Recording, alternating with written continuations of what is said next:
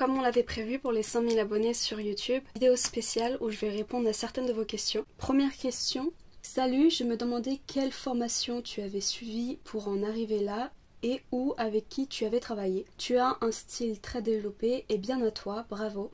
Et aussi, je suis curieuse de l'âge que tu as, si c'est pas trop indiscret.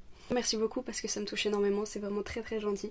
Donc, au niveau des formations, il faut savoir que j'ai appris à danser toute seule. Je n'avais pas pris de cours de danse, je n'ai pas travaillé avec qui que ce soit pendant à peu près 1 an. Quand j'ai commencé à vouloir me mettre dans le monde de la danse, mes parents ont voulu me faire contacter un professeur de danse pour qu'il puisse me guider. Il m'a fait rencontrer d'autres danseurs. C'est avec ces personnes-là après que je me suis entraînée. Mais même eux le disent, ils ne m'ont jamais appris à danser. Je suis aussi curieuse de l'âge que tu as. J'ai 20 ans, je vais bientôt en avoir 21. Donc voilà, je commence ma vingtaine d'années. Bonjour, peux-tu nous en dire plus sur ton parcours? Es-tu fan d'un artiste? Je suis curieux aussi de connaître ton âge, tu sembles très jeune. Je te souhaite une agréable journée. Je te souhaite une agréable journée aussi. Actuellement dans la vie, je suis étudiante en médecine et je vais pouvoir bientôt commencer à travailler à l'hôpital. Au niveau du parcours, j'ai commencé toute seule et après j'ai rencontré des gens qui m'ont ouvert sur beaucoup de projets. Au tout début, j'ai commencé les événements avec des battles et dont un battle qui s'appelle le Call Out et le battle Back to the Roots. Puis après, on a eu un battle qui s'est fait au Havre. Ce battle là c'était des présélections et après les présélections, les danseurs qui ont été sélectionnés devaient faire la finale à Paris à l'Opéra Garnier. Et j'ai gagné les présélections ce jour-là. Et malheureusement, la finale n'a pas pu être faite à cause des grèves qu'il y avait à l'époque en France. Tout a été annulé, mais c'était un énorme projet pour les 350 ans de l'Opéra Garnier. Mais ça a été quand même une très bonne expérience. C'est là que j'ai fait ma première interview. J'avais 17 ans à l'époque. J'ai beaucoup évolué depuis dans la danse, dans mes inspirations. Mais ça reste quand même un bon souvenir. Un autre moment marquant a été la rencontre avec une danseuse qui s'appelle Camille la danseuse, qui a fait qu'on a travaillé ensemble d'abord avec des vidéos qu'on peut trouver sur son profil TikTok, et après on a travaillé encore ensemble pour un humoriste qui s'appelle Gad Elmaleh, dont on peut voir les coulisses d'ailleurs sur ma chaîne YouTube. C'est avec cet artiste-là qu'on a pu danser sur une émission de télé française. Il y a eu aussi d'autres compétitions que j'ai pu faire, chorégraphiques, avec un groupe. Ce groupe-là a gagné la compétition, mais on est arrivé plus tard à ma chaîne YouTube. Donc j'ai commencé à faire de plus en plus de petites vidéos et c'est ça qui a construit aujourd'hui ma communauté sur YouTube et aussi sur TikTok, qui fait qu'aujourd'hui je suis capable de faire une vidéo spéciale 5000 abonnés. Et je pourrais jamais remercier assez les personnes qui ont permis ça possible, car je m'en souviens encore de la première personne qui s'est abonnée à moi, comment j'étais heureuse. Alors imaginez maintenant qu'on est à 5000, ça paraît peut-être rien dans le monde de YouTube parce qu'il y a des personnes qui ont des millions et des millions d'abonnés, mais pour moi ça vaut tout l'or du monde. On n'est pas beaucoup, je sais que les personnes qui me suivent sont des personnes de qualité. Je ne suis pas fan d'un artiste à vrai dire, j'ai eu beaucoup de moments où je m'intéressais à un artiste, mais ça n'a jamais duré très longtemps. J'apprécie le travail des artistes, mais personne n'a jamais réussi à être mon idole. En tout cas, c'est pas resté assez longtemps pour que ça soit marquant dans ma vie. Je suis aussi curieux de connaître ton âge, donc là encore.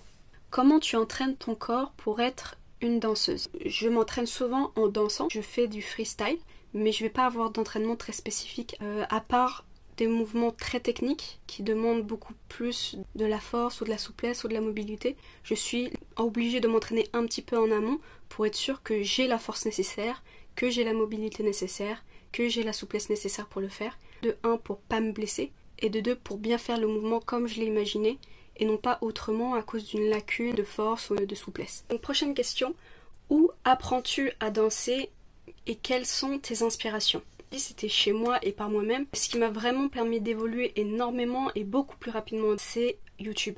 C'est quand j'ai commencé à faire des vidéos. Il faut savoir que je ne poste que celles dont je suis plutôt fière. Aujourd'hui j'ai la chance, c'est que j'ai beaucoup évolué en danse et je suis capable de faire une 50aine de vidéos et que la 50aine de vidéos soient des vidéos dont je suis fière.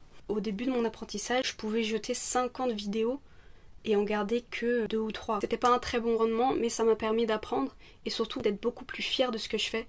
Je veux pas proposer des vidéos juste pour proposer des vidéos. Je pourrais poster comme ça des vidéos où je danse à peine, je pourrais peut-être faire des vues, mais ça m'intéresse pas et c'est surtout pas ça que j'ai envie de donner.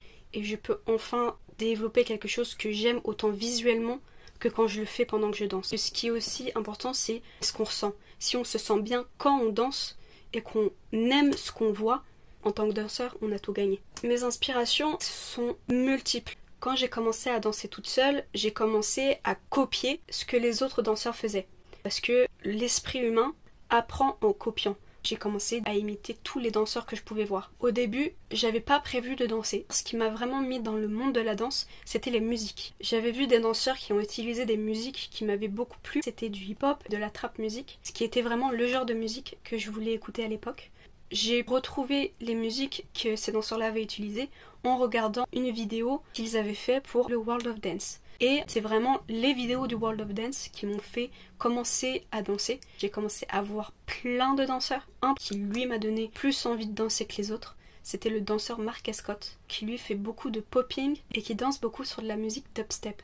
À côté de lui, j'avais l'impression que tous les danseurs étaient nuls. C'est méchant de dire ça parce qu'après j'ai compris que c'était vraiment juste l'émerveillement du moment, mais c'est vrai que j'ai été émerveillée par ce qu'il faisait. Au bout de mes premiers mois d'apprentissage, au cours de ma première année d'apprentissage, c'était un mélange entre le popping et le crump. J'ai commencé à vouloir apprendre de plus en plus de danses différentes. Donc j'ai commencé à copier tous les danseurs que je pouvais voir. J'apprenais leurs mouvements, leur style et leur attitude. J'apprenais tout ce que je pouvais apprendre de ces danseurs-là. J'en ai fait un gros mélange. Et j'ai tellement appris par cœur ce qu'ils faisaient que parfois je pouvais me dire ok, aujourd'hui je vais danser comme lui, ou aujourd'hui je vais danser comme elle, ou aujourd'hui je vais faire un mélange entre deux danseurs. Après, au bout d'un moment, j'en ai eu un peu marre parce que c'était leur style, c'était pas le mien.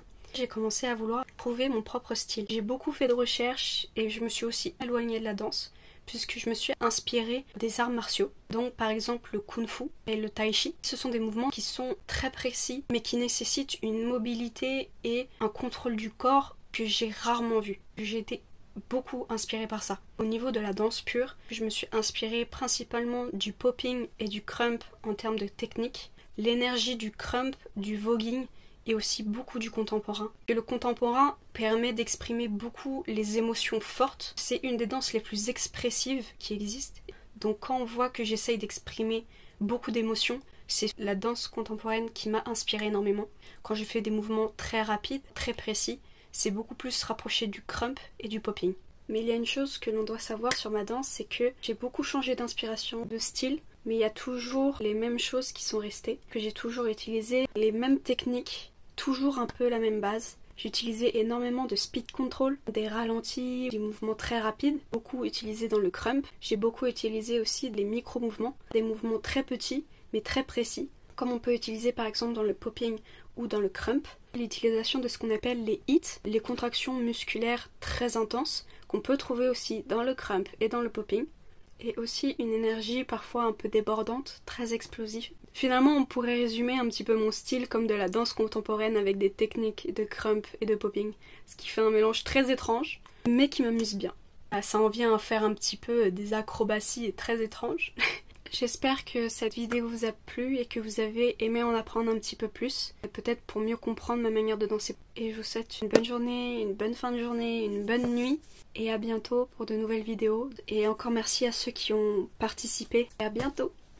Bisous.